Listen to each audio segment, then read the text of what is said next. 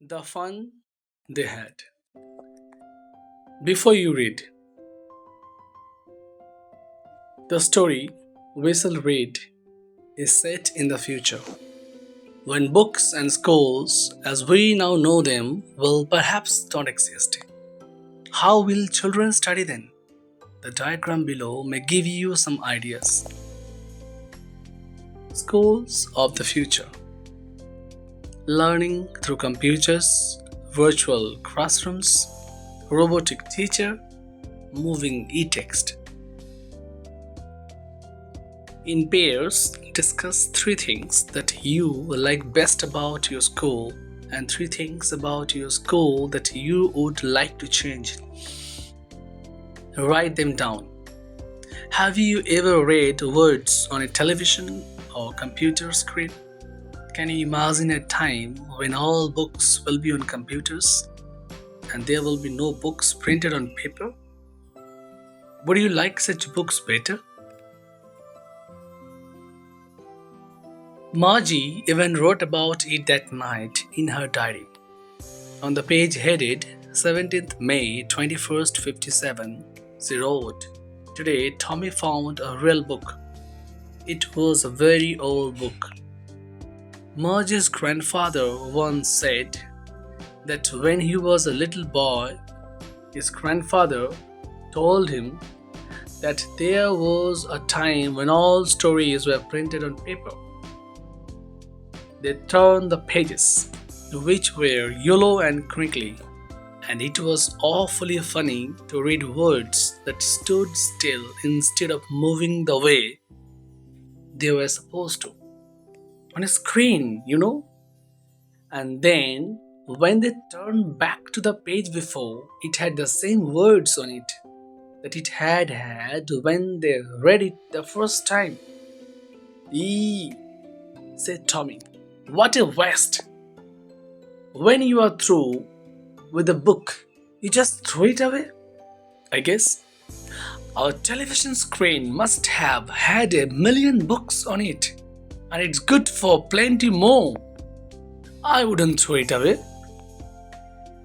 "Same with mine," said Margie. She was 11 and hadn't seen as many telebooks as Tommy had. "He was 13, she said. "Where did you find it?" "In my house." He pointed without looking because he was busy reading. "In the attic." "What's it about?" "School." Margie was scornful. "School? What's there to write about school?" "I hate school." Margie always hated school, but now she hated it more than ever. The mechanical teacher had been giving her test after test in geography, and she had been doing oars and oars until her mother had shaken her head sorrowfully and sent for the county inspector. He was a round little man with a red face and a whole box of tools with dials and wires.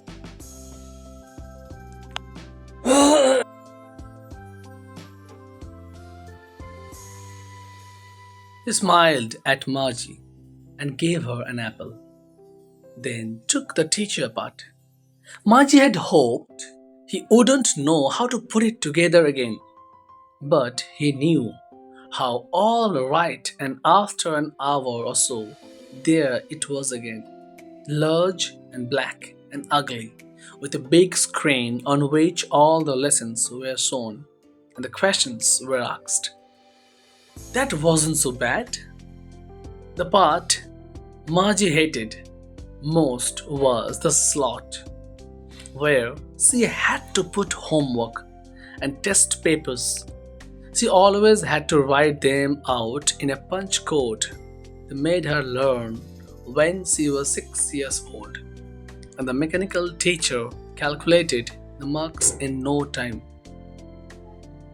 The inspector had smiled after she was finished and patted Margie's head. She said to her mother, "It's not the little girl's fault. Mrs. Jones. I think the geography sector was geared a little too quick. Those things happen sometimes.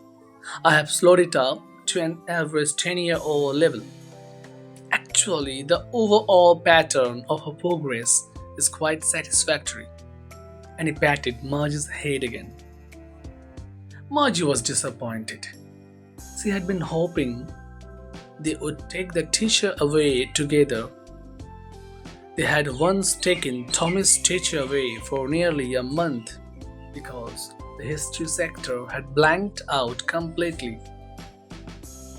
So, so said to Tommy, "Why would anyone write about school?" Tommy looked at her with very superior eyes. "Because it's not a kind of school, stupid. This is the old kind of school that they had hundreds and hundreds of years ago." He added loftily, pronouncing the word carefully. "Centuries ago." Margie was hurt. "Well, I don't know what kind of school they had all that time ago." She read the book over his shoulder for a while, then said, "Anyway, they had a teacher." "Sure, they had a teacher, but it wasn't a regular teacher, it was a man." "A man? How could a man be a teacher?" "Well, he just told the boys and girls things and gave them homework and asked them questions. A man isn't smart enough." "Sure he is. My father knows as much as my teacher. He knows almost as much, I betcha." Margie wasn't prepared to dispute that.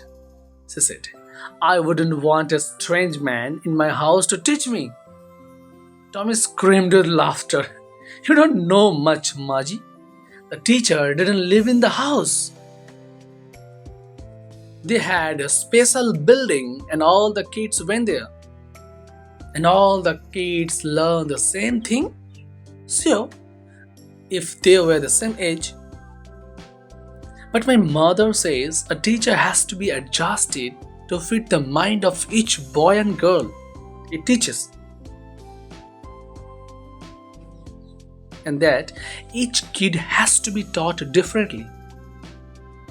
Just the same, they didn't do it that way then. If you don't like it, you don't have to read the book." "I didn't say I didn't like it," Margie said quickly. She wanted to read about those funny schools. They weren't even half finished when Margie's mother called, "Margie, school." Margie looked up. "Not yet, Mama." "Now," said Mrs. Jones. "And it's probably time for Tommy too." Margie said to Tommy, "Can I read the book some more with you after school?" "Maybe," he said nonchalantly. He walked away, whistling the dusty old book tucked beneath his arm. Margie went into the schoolroom. It was right next to her bedroom, and the mechanical teacher was on and waiting for her. It was always on at the same time every day except Saturday and Sunday. Because her mother said little girls learned better if they learned at regular hours. The screen was lit up and it said, "Today's arithmetic lesson is on the addition of proper fractions. Please insert yesterday's homework in the proper slot." Margie did so with a sigh. She was thinking about the old schools they had when her grandfather's grandfather was a little boy. All the kids from the whole neighborhood came, laughing and shouting in the schoolyard, sitting together in the classroom, going home together at the end of the day. They learned the same things, so they could help one another with the homework and talk about it. And the teachers were people. The mechanical teacher was flashing on the screen. When you add fractions, 1 by 2 and 1 by 4, Margie was thinking about how the kids must have loved it in the old days. She was thinking about the fun they had. Isaac Asimov.